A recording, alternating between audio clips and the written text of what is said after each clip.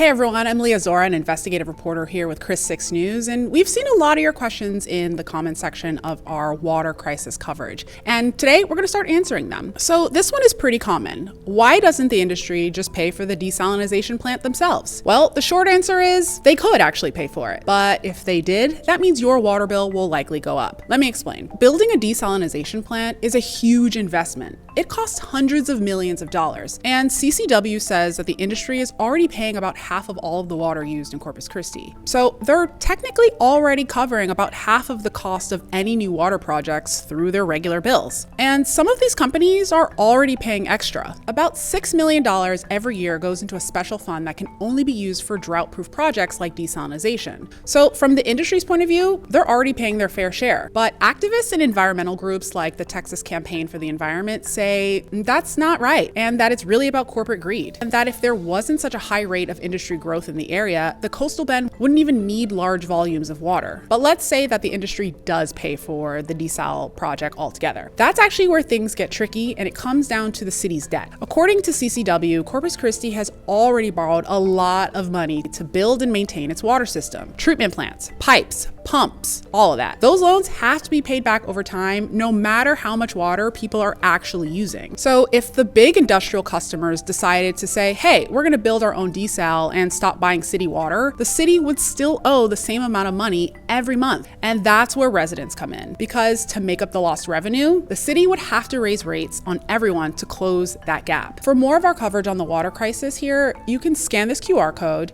or visit the Running Dry tab on christv.com. Have any more questions? Drop them below.